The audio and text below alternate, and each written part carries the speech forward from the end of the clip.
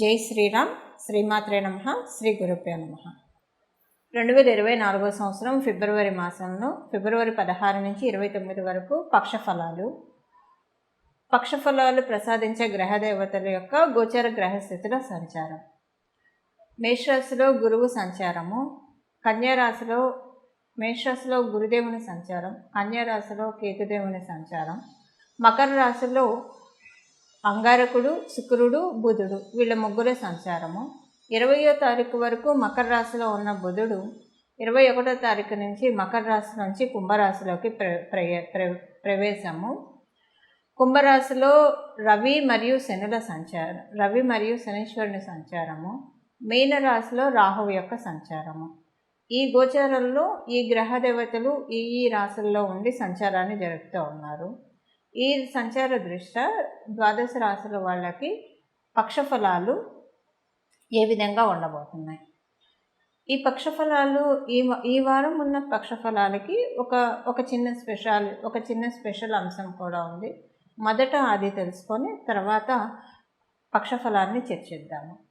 శనీశ్వరుడు, రవి, బుధుడు వీళ్ళ ముగ్గురు కలిసి 21వ తారీఖు నుంచి కుంభరాశిలో సంచారం చేస్తూ ఉన్నారు.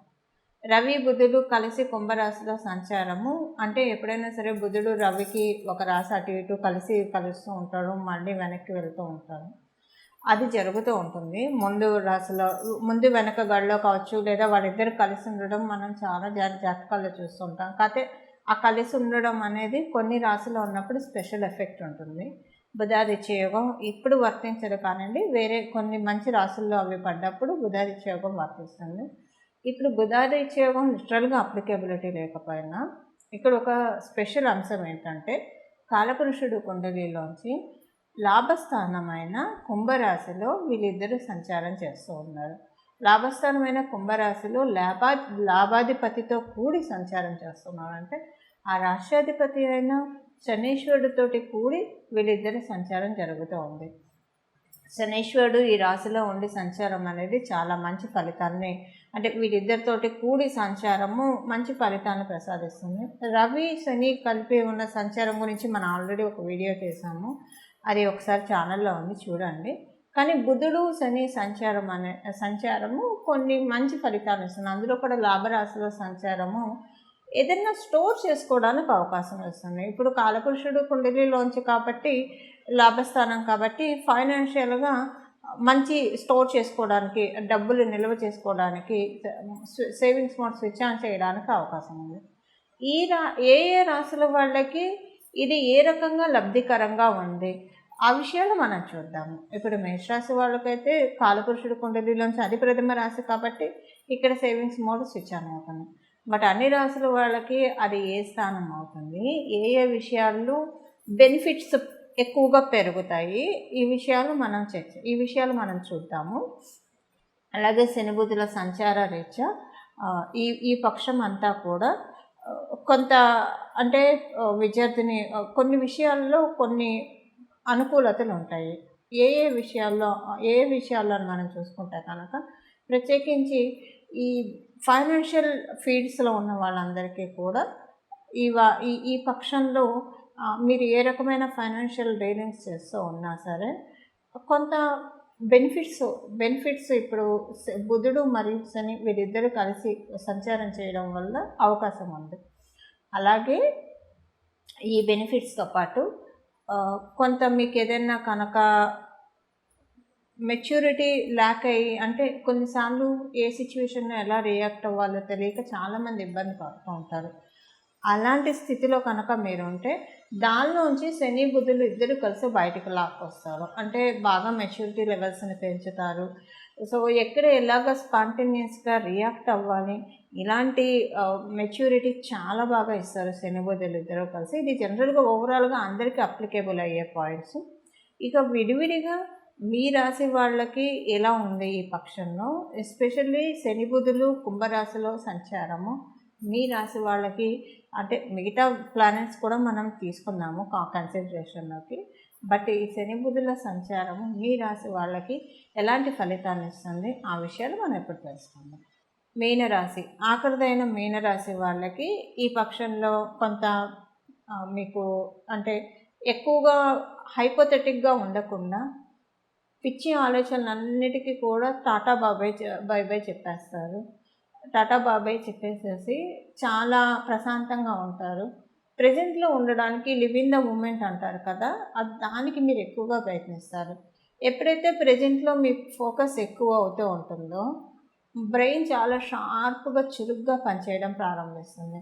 చాలా విషయాలు మీకు డౌన్లోడ్ అవుతాయి యూనివర్స్ నుంచి. అంటే మీకు ఏం చేస్తే మీ గ్రోత్ బాగా ఉంటుంది, ఇలాంటి ఆలోచనలన్నీ చాలా మీకు వస్తాయి.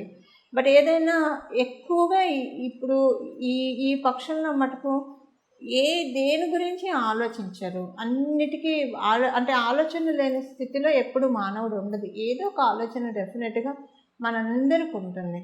బట్ అట్లీస్ట్ ఒక 50% కట్ డౌన్ చేసుకోవడానికి ప్రయత్నించేస్తారు. మీకు మీరుగా సెల్ఫ్గా ప్రయత్నిస్తారు.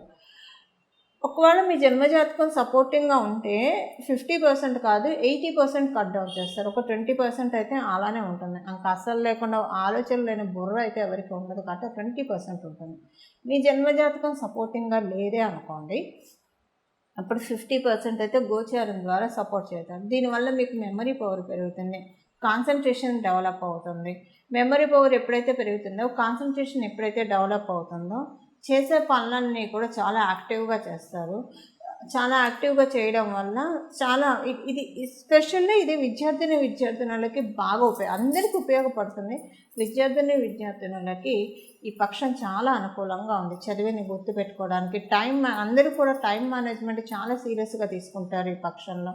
సో టైం అంతా వేస్ట్ చేయడము అంటే మనం టైం దేని మీద ఇన్వెస్ట్మెంట్ చేస్తాం, అసలు ఈ ఇన్వెస్ట్మెంట్ మీదే ఫోకస్ ఎక్కువగా ఉంటుంది. అనవసరమైన విషయాల మీద ఫోకస్ చేస్తున్నామా, అవసరమైన విషయాల మీద ఫోకస్ చేస్తున్నామా, ఇలాంటి ఆలోచనలు ఎక్కువగా ఉంటుంది. టైం మేనేజ్మెంట్ సూపర్బ్ చేస్తారు మీరు. ఈ టైం మేనేజ్మెంట్ బాగా చేయడం వల్ల ప్రొడక్టివ్ మ్యాటర్స్ని మీరు షెడ్యూల్ చేస్తారు మీ డే టు డే లైఫ్లో. అన్ప్రొడక్టివ్ థింగ్స్, అన్ఆర్గనైజ్డ్ థింగ్స్ ఏదైతే ఉందో, అన్ఆర్గనైజ్డ్ స్క్రాప్ ఏదైతే ఉందో అదంతా కూడా ప్రక్షాళన చేసేస్తారు. అదంతా ప్రక్షాళన చేయడం వల్ల చాలా మంచి. సో అదేంటంటే విజయానికి మెట్లు, సోపానాలు అని అనుకోవచ్చు. ఇవన్నీ కూడా ఇలాంటి కార్యకలాపాలన్నీ కూడా మీ చేత రచింప చేయడానికి ఈ పక్షంలో గోచర గ్రహస్థితులు వర్కింగ్ చేస్తున్నాయి. ఇవి మీ రాశిలో పుట్టిన వాళ్ళకి గోచర గ్రహస్థితుల రీత్యా ఉన్న ఫలితం. ఈ పక్షంలో చేసుకోవాల్సిన పరిహారము, శని బుధులు కుంభరాశిలో కలిసి ట్రావెల్ చేస్తూ ఉన్నారు, చాలా మంచిది. అంటే మళ్ళీ శనీశ్వరుడు కుంభరాశిలో ఉన్నప్పుడే బుద్ధ భగవానుడితో కూడిన ట్రావెల్ జరుగుతుంది. ఇక్కడ సూర్యనారాయణ మూర్తితోటి కూడా కూడిన ట్రావెల్. కానీ మళ్ళీ ఇది తప్పిపోతే కనుక, అంటే శనీశ్వరుడు కుంభరాశిలోంచి మీనరాశిలోకి వెళ్ళిపోతే మళ్ళీ ఆయన ఇక్కడికి రావడానికి 30 సంవత్సరాలు పడుతుంది. ఇప్పుడు కాలబలం చాలా బాగా ఉందండి. దీన్ని బాగా యూటిలైజ్ చేసుకోవాలి మనం అందరం కూడా. దీన్ని ఎలా యూటిలైజ్ చేసుకుంటాము? అందరం కూడా సహజంగా బాధపడే విషయము సేవింగ్స్ ఉండట్లేదు అన్న బాధ ఎక్కువగా ఉంటుంది అందరికీ. ఈ సేవింగ్స్ మోడ్ స్విచ్ ఆన్ చేసే సమయంలోకి ఇప్పుడు అందరూ కూడా వచ్చారు. ఎందుకంటే కాలపురుషుడు కుండలిలోంచి సహజ లాభస్థానం కాబట్టి. అయితే దానికోసం ప్రయత్నపూర్వకంగా ఈ పక్షంలో ఏం చేస్తే, ఏ పరిహారం చేయడం వల్ల, ఈ పక్షం అనే కాదు ఈ నెలంతా కూడా, అంటే ఇక్కడి నుంచి 4 రోజులు ఏ పరిహారం చేయడం వల్ల ఎంతో అంత మన జన్మజాతకాన్ని అనుసరించి మన సమర్థతకి తగ్గట్టు మనం అసలంటూ సేవింగ్స్ చేసుకోగలుగుతాము. లేదంటే ఏదైనా విషయాల్లో ల్యాకింగ్ ఉంటే దాన్ని ఓవర్కమ్ అవ్వడానికి ఏం చేయాలన్న విషయం మనం ఇప్పుడు చూద్దాము. దీనికి చేయాల్సిన పరిహారం వచ్చేసేసి వెంకటేశ్వర స్వామి వారి ఆరాధన చేయడము, ప్రతిరోజు కూడా గోవింద నామాలు చదవడము లేదా వినడము, ఇది చేయడము. అలాగే మీకు లలిత సహస్రనామం కనుక చదవడం వస్తే ఇప్పుడు మనం ఇక్కడి నుంచి ప్రారంభించుకొని ప్రతిరోజు విడవకుండా లలిత సహస్రనామం చదవండి. మేము ప్రతిరోజు చదువుకుంటామండి, మాకు అలవాటు ఉంది, ప్రతిరోజు విడవకుండా చదువుకుంటామంటే మంచిది. ఇప్పుడు చేసే లలిత సహస్రనామం చాలా మంచి ఫలితాన్ని ఇస్తుంది. మీరు ఆల్రెడీ బాగా లలిత సహస్రనామం చదువుతున్న వాళ్ళైతే రెగ్యులర్గా మీరు స్పెషల్గా విష్ణు సహస్రనామం కూడా చదవడానికి ప్రయత్నించండి. లలిత విష్ణు 2 చేసుకోవచ్చు అందరూ కూడా. ప్రత్యేకించి రెగ్యులర్గా లలిత సహస్రనామం చదివే ప్రాక్టీస్ ఉన్నవాళ్ళు ఇప్పుడు విష్ణు సహస్రనామాన్ని కూడా చదవండి. కొంతమంది ప్రతిరోజు కూడా విష్ణు సహస్రనామాన్ని చదవడం ప్రాక్టీస్గా ఉంటారు. వాళ్ళు ఇప్పుడు విష్ణు సహస్రంతో పాటు లలిత సహస్రం కూడా చదవండి. అలాగే కొంతమంది 2 చదువుతూ ఉంటారు. 2 చదివే వాళ్ళైతే చాలా మంచిదండి. ఇప్పుడు మీరు చేసే ఈ పూజలు ఏవైతే ఉన్నాయో ఈ స్తోత్ర పారాయణాల ఫలితాలు త్వరలోనే మీకు రిజల్ట్స్ ఇవ్వబోతున్నాయని అర్థం. ఈ 2 చదివే అలవాటు లేని వాళ్ళు రెండిట్లో ఏదో ఒకటి చదవండి. ఇదర్ లలిత అన్న చదవండి లేదా విష్ణు అన్న చదవండి. రెండిట్లో మీకు ఏది వీలుంటే అది చదవండి. లేదు చదవడం మాకు చేత కాదు అని అనుకున్నప్పుడు కనీసం దృష్టి పెట్టి వినడానికి ప్రయత్నించండి. మొత్తం లలిత సహస్రనామం అంటే మొత్తం మీ అటెన్షన్ అంతా ఆ ఆడియో మీదే ఉండాలి, కానీ వేరే చోట ఉండకుండా చూసుకోండి. ఒకవేళ మీరు విష్ణు సహస్రనామం వింటూ ఉంటే మీ అటెన్షన్ అంతా ఆ ఆడియో మీదే ఉండాలి, కానీ వేరే చోట వెళ్లకుండా చూసుకోండి. ఈ పరిహారం చేసుకోండి. కాలపురుషుడే కుండలి అనుసరించి కొన్ని యోగాలు ఉన్నాయి. ఆ యోగాన్ని ఒడిసి పట్టుకోవడానికి ప్రయత్నించండి. మంగళం. నమో భగవతే వాసుదేవాయ.